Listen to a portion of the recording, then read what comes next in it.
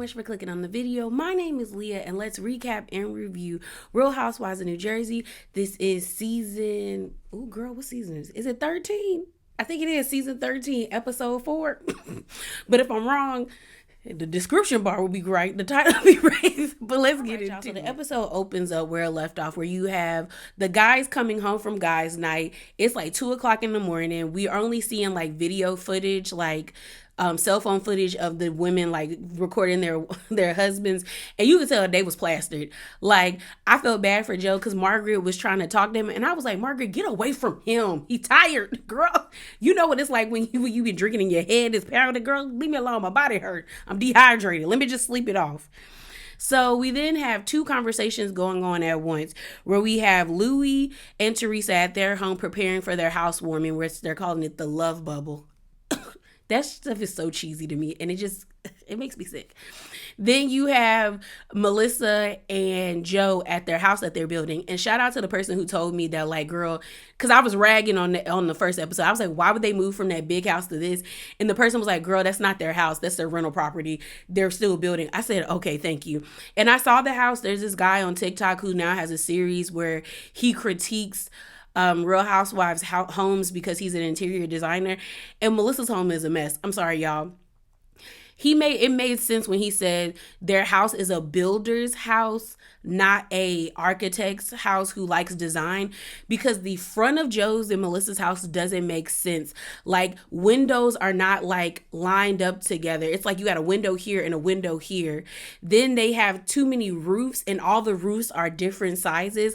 Like, if that was me, if I was Melissa, I would be annoyed because I was like, why is my house not symmetrical? That would bother me. That would just bother me. So we see them there. So at Teresa and Louis sits down on the beach chair because they're moving their stuff around to prepare for their housewarming. And Teresa sits down and they're talking, and she's like, what happened? And because she was like, you told me, but it just seems like it was a lot. And he was like, yeah, I couldn't go to sleep. He was like, I mentioned to your brother about how y'all were upset about the podcast, and he flipped out on me. Teresa's like, you know what? I'm so sorry that he flipped out on you. Like, your family's been nothing but nice to me, and now mine is treating you dirty. Like, I'm so sorry. And Louis kept saying, I think your brother's just really hurt, and he wants to be there for you, but he feels like he can't do that, and y'all have a lot of hurt. And Teresa's like, well, he be hurting me too. Like, it's just like, he's not the only one that's hurt. I'm hurt as well. So we see Melissa and Joe, and Melissa said, like, it's Joe's explaining to Melissa, and Joe's like, you know what? I just went off on him. And Melissa's like, why? And she was like, because I wear my emotions on my sleeves. I said, come on, medium on your sleeve. He was like, you know, I just went off on him. He was like, I don't feel welcome by her anymore. It's like she got Louis and his family, and now I'm not her family. And he was like, she just keeps hurting me. And honestly, like, more than ever, like when I used to watch the old seasons of Real Housewives of New Jersey, I always felt like it felt one-sided in a sense. Like, either one season Joe was doing the most, Joe and Melissa were hurting Teresa, and then the next season it would be Teresa and Joe hurting. But honestly, to me, it feels like Joe and Teresa are the same person. They both can't acknowledge how they've hurt one another, and they keep just saying, you keep hurting me, you keep hurting me. The only thing I can give Teresa is Teresa keeps extending the olive branch to Joe, like, hey, come to my housewarming, hey, come to my birthday, but he keeps declining. So it's like you're telling people that you want to have this relationship with her, but then when she invites you to things, you don't want to go. Because we then see a scene where Louis is like, you should reach out to them. Like, you should reach out. She was like, he's really hurt, but you should reach out and talk to them. And Teresa's like, really? Like, because she don't really want to call her brother. So she decides to call her brother. So they're sitting down at the kitchen table, and she calls, and you could tell it's awkward. And maybe that's how I know they're really not as close as they say they are, because even when I'm like beefing with my sister, if I need something or if I want to talk to her, I'm going to call. Be like, girl, what you doing? You know? But it's like, it was very like cringy. Like, they don't have that type of communication. And come to find out, they haven't spoken or seen, like, well, the kids, like their children have not seen each other for 6 months. Like, Teresa's kids haven't seen Joe and Melissa for 6 months, and vice versa. Joe's and Melissa's kids haven't seen Teresa in 6 months. So So I guess that's after Antonia's party. What's it called? After her Sweet 16. So Teresa made a false equivalent when she was like, they're worried about me not inviting Melissa's family to my wedding, but they didn't allow you to invite your family to Antonia's Sweet 16. And I was like, that's not the same thing, because a Sweet 16 is that's Antonia's. That's hers. Like, the people that are there are her family, and maybe her parents take over a little bit, but most of the people there are there for Antonia. Them people don't know Louis. Louis' family don't know Antonia. So the wedding is kind of like, I feel like weddings, people invite people they really don't know to weddings. Like, mainly for gifts, but it's easier for you to be like, hey, come with me to this wedding, or you're invited to my wedding, versus you being like, hey, come to my birthday and I don't know you, you know? So while Teresa's on the phone with Joe, you got Louis sitting there writing writing so she can writing in like a notebook, telling her what to say. And I said, girl, you really don't know what to say to this man? So Joe was taken aback. Like, Joe was caught off guard because he didn't know what to say. And I was like, see, that's why I know Joe is full of it, because you keep saying you want peace and you want to talk to her, but when the opportunities keep presenting themselves, you decline it. Because she's like, do you are you okay? You know, I don't want to keep going. Like, Teresa's like, I don't want to keep going in the past. That's what my therapist says. Like, do you want to make peace? And he's like, yeah, done, finito, let's move forward. And so he's like, would you like, Teresa's like, are you coming to my housewarming party? And Joe was like, I don't know, I might come. But she was like, okay. So they hang up, and she was basically like, well, I extended it. And then you see Louis get up and hug her and be like, I'm proud of you, because that's something hard to do. And Melissa does the same thing, where she's like, I'm proud of you for wanting to walk forward with your sister. So next we're at Dolores' house. We see her mom and we see little Frankie. And so they're sitting beside the pool and just talking. Frankie's like, yo, has Paulie and Dad, had a chance to like chop it up and get to know each other? And Dolores pretty much is like, it's hit or miss. And they're like, Dolores tells her family, like, Paulie is not the type of man that's going to be like David, where she's gonna have this bromance with Frank. Polly is very much a like, I'm a one woman, like, I'm the man, like, this my woman kind of energy. And Dolores is feeding into that, and she likes it. I think Dolores likes the fact that somebody is claiming her, and somebody is really sticking up for her, in the sense of being like, you're mine, and I'm like, I want to be the only person in your life. Because for so long, Dolores has put other people before her, and now she has someone that's putting her before them. So I don't have a problem with it. I like Frank. I know a lot of people don't like Frank, but I like Frank to a certain extent. I like to see him pop in and pop out. He's not that bad to me. Like, everyone thinks he's so troublesome, but I was just like, he here. He doing everything else the other husbands is doing. And if Polly isn't going to participate, then it's kind of like weird when he comes around the group and he's not kicking it with people. But it seemed like Polly like Louis, and he just don't like hanging out with them. That might be what it is. He like hanging out with Louis and Bill, and not them other people, because he said they be doing too much. He said they still stuck in their frat days. I'm a grown man. So while they're sitting there, Dolores asks her mom, like, hey, how are you been doing? Girl, her mama just ain't gonna do right. Dolores' mom is not gonna do right. This lady had like such a scary health scare and had to be in the hospital. David had to help take care of her, that they told her she needed to change her diet, or she was gonna have to go back in the hospital. And I think they said get surgery, mainly like cardiac surgery. I don't know. Maybe she got like fat around her heart. I'm not sure. But they told her she needed to change her diet and live a better lifestyle. And she gonna tell them, oh, I ate cake this morning. But think about it this way. I ain't had cake a whole month. I said, ma'am, you just don't want to do right. You just don't want to do right. So the next scene we see is of Bill and Jennifer. And honestly, in this scene, it just made me realize that Jennifer is still dealing with the infidelity. Like, they're sitting down at this table, they're talking, and Bill, they're talking about their son. It's prom. He's like 17 and it's time for him to go to prom. And he was like, he asked for a party bus, and I said, yeah, he can have it. And Bill was like, girl, what? No. And she's like, well, it's hard for me to tell my kids no when they've had such a rough year because of something you've done. And she said that in the confessional. And I was like, yeah, I think it's a mix. I think Jennifer is still dealing with her emotions of being cheated on and not really dealing with it. So it's like it's festering now that everyone knows. But I also think she is using her kids as a way to like shield herself from her own emotions, because it doesn't seem like the kids are having such a hard time with the realization that their father cheated on their mom.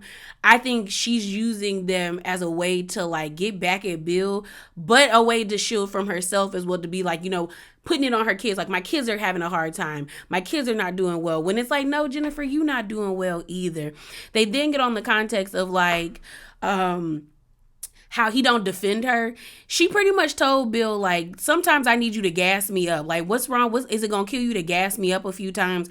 Bill looked like, so you don't want me to diffuse the situation, you just want me to like be like, yeah, F that girl, da da da da da. I said, oh, Bill. And she said, yeah, I do. And I said, well, at least she honest. And then they had to cut the dinner short because I think they was about to get real loud with each other. But I see that situation twofold. One, I don't think Bill does a good job defending Jennifer when she's arguing with the women. He kind of does her like Chris used to do Candace, and that used to piss a lot of people off, especially people who are Candace fans, because they were like, why are you chastising her when they're all coming at her? And I think that's Jennifer's thing. Like, everyone is coming at my neck. I need you to stand beside me and, big me up a little bit, because I'm out here fighting in the trenches on my own. But I also can see from Bill being like, girl, not every time you're right. But I think she's more saying like, defend me in front of the group, bro. Defend me in front of the group. If we at the house, tell me I'm wrong all day, but in front of that group, you better ride or die for me like I ride or died for you last season, where I was cutting them hoes at the neck every time they said something ill about you. And I said, I understand, Jennifer. I understand. But I do think, like I keep saying, I do think Bill is good for Jennifer, because Bill is just not going to go along to get along. Bill's going to tell Jennifer, like, no, you wrong. And that's what Jennifer needs. Jennifer needs someone to be like, yeah, girl, pipe down. Take it down a notch. Take it down a notch. All right, y'all. So the next scene we have is of Jen Fessler and Rachel going to like have pizza together. So they're sitting down to have pizza, and basically they were there just to like spill tea that Jennifer Aydin called both of them to talk about Dolores and Margaret. Jennifer called Jennifer Fessler to talk to her about getting a marriage counselor, as well as talk to her about Margaret. And then Jennifer spoke to Rachel to talk to like apologize and ask her if she offended her by talking about her nose job, to talk to her and then talk to her about Dolores. So they're both sitting at the table being like, Jennifer's messy and she's jealous, and she's like, jealousy is a disease. And I'm looking at both of them like, one, this is how the game of reality goes. But the fact that they ran back to tell Margaret so quickly, it was like two kids trying to tell their mom before they could get in trouble.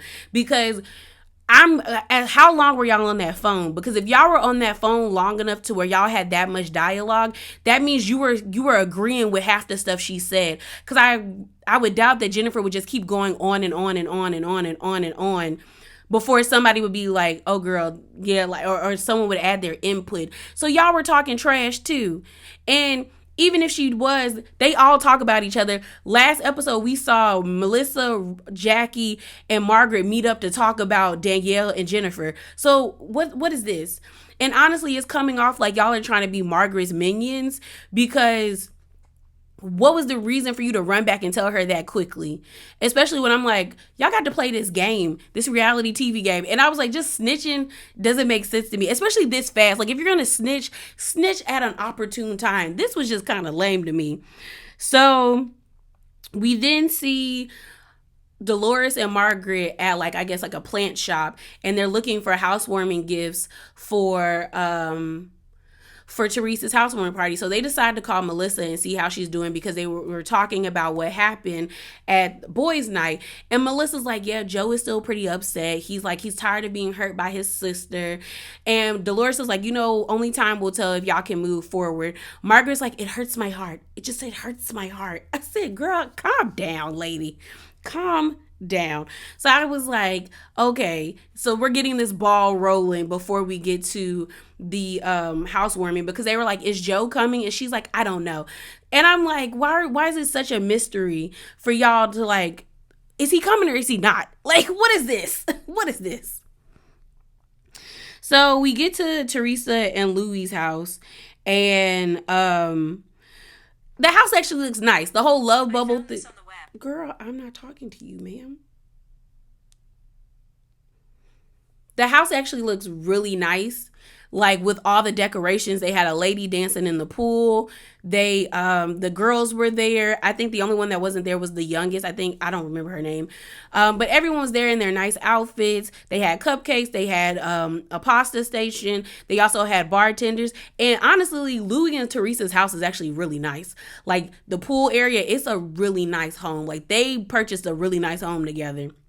So while they're out there, it is Gia and I think is that Melania? Yeah, Gia and Melania, and they're just standing there and they're like catching up with their mom. And Louie's out there too, and they're like, "Is Uncle Joe coming?" And Teresa's like, "No, he just texted me saying he wasn't going." Because then we see a scene of Melissa on FaceTime while she's getting her makeup done, and he's like driving somewhere, and he's like, "Yeah, I'm not going. I'm not ready to go. Like, you go and have fun." And I'm like, if I was Melissa, I wouldn't go. You already know your family doesn't like me, so why are you gonna leave me hanging to go into the lion's den by myself? Just left me by myself, bro. Like, what? So Melissa's getting ready, and she's like, "You know what? I'm not gonna be there that long. I'm gonna give me a little drink, and then I'm gonna pull out. But I just want to show my face for like 30 minutes." So we have this conversation with the girls, Louie and Teresa, and the girls are pretty much saying how, like, you know, it sucks that we aren't cool like that with them. Like, we haven't spoken to them in 6 months. But then I kind of look at Gia like, girl, you're 22, 21. If you wanted to go see Antonia and the boys, you could definitely call them up and be like, "Yo, y'all want to go get something to eat?" And someone made mention on Twitter Spaces that the perfect example of like feuding siblings, but the nieces and nephews and the cousins are still cool, is Kyle Richards, the Kyle sister. Well, not the Kyle sisters, the Richards sisters. So like Kyle, Kim, and Kathy, when they are beefing, the nieces still be hanging out with each other. They still go out to eat, they still go out to drink, and they don't really bring up their aunts or their moms and their drama. I feel like they should be able to do that with Teresa's family, but I feel like it's getting to the point where I don't think Joe or Melissa would be okay with Gia calling up and being like, "Yo, like, come get my kids." Like I told y'all in the last Spicy Corner, he was telling Gia to get the hate out her heart. So I would doubt they would let her take the kids. But it's like she could do it if she wanted to see them. Like all of them are well, and even if they can't see each other in person, they're old enough to have their own cell phones, and it looks like everybody got an iPhone, so they could definitely do like a 4-way FaceTime, like if they wanted to, or get on Instagram and FaceTime. So there's ways to do it, but I think because the animosity between Teresa and Joe is getting to the point where it's like y'all gonna really have to like sever ties with each other, because it's crazy that they all live in the same state and they ain't seen each other in 6 months. That's trippy. That's wild. So everyone gets to the party except Joe. I thought it was such a cute scene when Danielle and her husband got there, and Teresa was introducing the Danielle and her husband to Gia and Louie's son. And Gia was like, "Oh, hi, my name's Gia. This is my brother, such and such." And Teresa was like, "Oh my God, did you call him your brother?" And she was like, "Yeah, like y'all are." And she was like, "Y'all are already doing that." And Teresa was like, "I love that." I really do think Teresa wants this.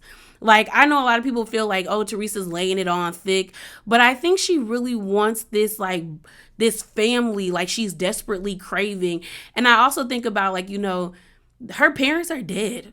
Like both of them are gone, and she probably feels like an orphan because her brother and her don't get it. And I'm not saying she doesn't have a part to play in that, because she definitely does. And like I keep saying, Joe and Teresa are the same person, because they both keep saying that they've hurt each other, but neither one of them will take accountability on how they've hurt one another. But I just thought it was really sweet, and how excited she got, and then how the son got like embarrassed. He was like, girl, like it looked like he cringed out for a minute. So we then see Jennifer get there, and she brings this really nice gift. It's like a tree of life with everybody's name on it, which I thought was a really like sweet gift. And you know, the party gets going. We see Margaret telling Dolores and Jackie that Jennifer was talking about her to Jennifer F. And they're like, why would she do that? I was like, okay. Honestly, to me, Margaret is doing double time to get everybody to hate Jennifer. And I'm not saying that Jennifer hasn't played a part in it, because Jennifer does do these things where she lashes out, but then it's like she wants to be friends with them, because there was no reason why Jennifer accepted Margaret's apology so quickly last season when she caused all of this chaos in your life by outing that your husband had an affair. But because Jennifer wants to be so liked by the group, she concedes so easily. Like, she'll lash out at them and really come at them, but then she'll want their like affection when she's really going through. And the thing that sucks is like nobody's really like on her side. Like, she's cool with Teresa, but like I told y'all, they're not gonna come at Teresa when Teresa does something wrong. They immediately go for Jennifer's neck. And then Jennifer kind of backed herself in the corner by being Teresa's only ally, because it's like Dolores can go between the two groups. Dolores be hanging out with everybody, and Jennifer be solely with Teresa, but then they'll welcome Teresa because they know Teresa is like what's keeping this show going for such a long time. So it's like Jennifer messed her own self up, and I was just like, girl, I see Margaret. I even tweeted this. I said, I like Margaret. I think Margaret and Jennifer are the main reasons why I tune into Real Housewives of New Jersey. But Margaret is getting sloppy with the way she instigates the fights or fans the flames between Teresa and Melissa, and you can tell that she wants everybody to hate Jennifer. Like, there was no need at the end when she invited everybody to come over so she could yell at Jennifer, and then she got really upset when Jennifer started clocking back, and I'm just like, you want everyone not to be cool with her. It's plain as day. Like, you can clearly see it. And like I said, she used to be smooth about it, but now she's just real upfront. And I was like, I don't think that's going to bode well in your favor, because you did that with Danielle. And even though you got Danielle off the show, people were pissed that you threw that water on that lady. Pissed. So we then get this scene of Melissa talking to Gia and Gabriella. And y'all know Gia and Gabriella don't really see it from Melissa after the whole podcast on display where they said they pretty much put food in the girls' mouths by filming with Joe. And the crazy thing is, like, they released unseen footage of the conversation that Louis, Gia, Gabriella, and Teresa had the other day. And Gabriella pretty much said, like, I wouldn't be saying this or telling you to, like, you know, I was mad if they were here for us. She was like, I'm old enough to still remember when they were here for us, and they weren't here for us.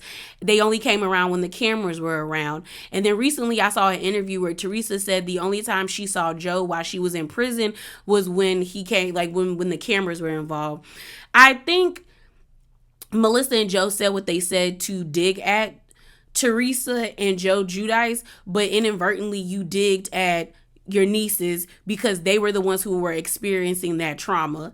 So even though you probably didn't mean to hurt them, you did. So now you have to deal with the repercussions of kids who are well within the age to like actively speak out and advocate for themselves and give you the energy that they gave Melissa, because they were very much sizing Melissa up while they were talking, and it was awkward and cringy because Melissa was like, oh, you guys, and they were looking at her.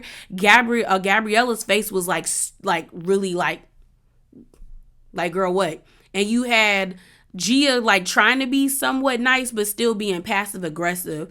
And then you have Melissa in her confessionals like, I know they hate me. I know they hate me. And I'm like, well, if you know that, then you should apologize for the statements that you made on your podcast, but you didn't. I also feel like it's unfair that Melissa was getting all that heat because Joe wasn't there. Joe should have been there so he could be confronted about the things that he said. Because if I'm thinking about them, if you say you put food on the table for my family and you only came around when the cameras were around, or is that's what I really remember as a child, I'm going to be at your neck because I'm going to be like, you only came around when it benefited you.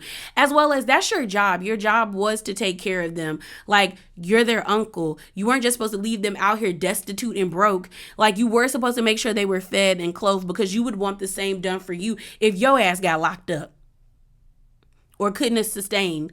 Like, they're weird. So the party's going on. Everyone's having a good time. They're eating, they're drinking. And then we have a moment where Louis and Teresa get on top of a table and they thank everybody for coming. And Louis says, thank y'all for being here. Y'all mean a lot to us. And then Teresa's like, thank you. You guys are our chosen family. You hear Margaret being like, well, that was a dick move. She ain't have to say that. That was wrong. Your brother's not here. You got to think before you speak. Your brother's not here. You have Melissa feeding into that. Melissa would be stupid when it comes to this whole Teresa versus her, because Joe will rile Melissa up even when you can tell that Melissa doesn't care, and Margaret does the same, because there was no reason for Melissa to get upset, because if you were invited, they were saying that the people that are invited are our chosen family. Joe's big medium ass was invited and chose not to come. That's on you. She probably would have said the same thing had y'all come. Like, I legit, we know Teresa don't be all there. Like, the lights be on, but don't nobody be home. But, like, I legit think she really would have said that again if Joe was there. She probably would have reiterated more and said, thank you for my brother being here or something like that. But, like, I don't understand how Melissa got so worked up where she put down her drink and walked to the bathroom crying, but I ain't see no tears. And I'm confused. I'm really confused because you were invited and you did not come. So someone saying like, hey, thank you all for coming. You guys are our chosen family. You are part of the chosen family. Does the comprehension skills don't work in Jersey? Because you know what? I'm not even going to do that. So Melissa's crying. She's like, oh my gosh. And then she comes out. She tries to talk to Jackie about it. And I'll give a point to Jackie. No, I gave 2 points to Jackie. Because Jackie was like, was looking at Melissa like, girl, it wasn't that deep. It was not that deep for you to be this worked up. And I was like, thank you, Jackie. Because Jackie was looking at her like, Melissa, really? So then Melissa has to tell Jackie that, hey, I told Danielle that you said her clothes look like they came out of a dirty hamper. And Jackie was like, oh, she was like, yeah, I'll own what I said. So then while that's happening, you see Danielle could hear them speaking about her. And Danielle's like, I don't like when people talk about me and I can hear it. So what's up? She's like, girl, does this outfit give Dirty's clothes hamper? And Jacqueline's like, no, you actually look really nice. Like, why was you wearing this all along? And I'm looking at Jackie like, you're nobody's fashionista, girl. You're at this party and basically what you were clowning her in. Like, I don't even know if she had on a dress, but it looked like a black camisole with some shorts. And that's what the girl had on, was a white camisole and white shorts. And so she's like, you should have just wore this. And I was like, Jackie, stop. Stop being petty. Stop being petty. So Danielle's like, she was like, I was right for not inviting you to my house because I knew you had like bad energy. And then Jackie was like, stop talking with your hands. Like, stop with the hands. And Danielle's like, girl, I'm from Staten Island. You're from Staten Island. You know we talk with our hands. And Jackie's like, yeah, girl, stop with the hands. Are you threatening me? And Danielle's like, girl, you know if I was you would know if I was threatening you. You doing too much. You doing too much. Then Jackie's like, I deserve an apology because I was not looking you up and down. And then they pan to Jackie legitimately going like, you might have not been like, but you really was like, okay. Like, you were judging her. So then Jackie's like, you know what? If I don't get an apology, I'm leaving. And so she walks away from the group. And I said, shenanigans. Jackie, shenanigans. So while that's happening, you time like has passed. You end up seeing Jennifer and Jackie about to take a shot. Like, they're talking and they're about to take a shot. Margaret, trying to be messy, and like I told y'all, she wants everyone not to like Jennifer, rolls up and she's like, Jackie, why are you taking a shot with her? She called you a snob. And Jackie's like, and this is when I gave Jackie point number 2. She was like, well, I can be a snob. I'm like, thank you, Jackie. When you have this energy, this is when I like Jackie. But she's not allowing Margaret to make her be stupid. Gosh. And so when she couldn't get something started between them two right there, then Margaret ends up saying, well, I don't like the fact that you called Jen Fessler to talk about me. And Jennifer was like, I called her to get advice get a reference for a marriage counseling because she talked about it at the mozzarella party. And she was like, then Margaret's like, let's call the girls over here. Let's call Jen Fessler over here. So all the girls come over to the table and she was like, didn't she call you to talk about me? And Jennifer's like, no, I called to talk to her about marriage counseling. And then we got on the topic of you. And I was just stating the facts of how we got to where we are. And she was like, well, you said I was jealous of you. She was like, no, I said that you were intimidated by me.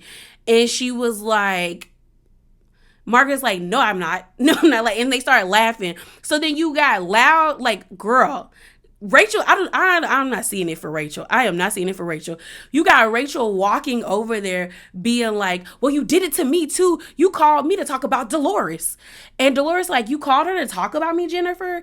And Jennifer's like, yes, I called her to rehash what happened at the party and to state the facts of how we got here. And Jennifer's like, we're not going to act like we all don't talk about each other. Like, it's not just me. And I'm like, thank you. That's the only thing I don't like is like they gang up on Jennifer.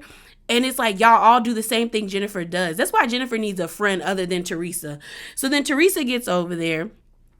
And Jennifer's like to Rachel, you're an idiot, girl. Like, I called you to apologize about your bad nose job because I had a bad nose job. And people talked to me about my nose job. And Rachel didn't know how to come for that. Rachel was like, oh. I said, ooh, you shouldn't have said nothing. You should have stayed in your place, Rachel. So then they're going back and forth. Rachel is like, am I supposed to have a history lesson for you? And Jennifer again says, you're an idiot. So then Rachel's like, don't call me an idiot, and calls her the B word. And Jennifer's like, you are an idiot. And Rachel could not keep up. Rachel could not keep up with Jennifer. She couldn't keep up with Jennifer. So then everyone's like, Jennifer, why would you mention her nose job? And I'm looking at everybody else like, y'all didn't spend the first part of last season talking about how y'all thought her nose job was horrible. Like, what are we talking about? Y'all were talking mad trash about her nose job. At least Jennifer said it to her face. Right or wrong, she had the balls to say it to her face. So then Rachel's like, I'm leaving. I gotta go. So as they're walking, she goes up to her husband with the Beijing and she's like, we're leaving. He was like, you don't want to confront her? Because I don't think he wanted to leave. I think he was having a good time. She's like, no, just come with me. So then Jennifer is like, girl, don't let the door hit you. Don't let the door hit you on the way out. And Rachel's like, girl, we're outside. And Jennifer's like, whatever. And that's where the episode ends. Shenanigans. Next episode is about to be wild because Jennifer and Margaret are going to be going at it. And Jennifer hit a nerve because Margaret was yelling at Jennifer the way Jennifer was yelling at Margaret when Margaret was like, hit a nerve. Girl. Shenanigans. I told you I only watch for them too. But yeah, y'all, that is it. That is all. Remember to be bravely authentic and hop down in them comments below. Deuces.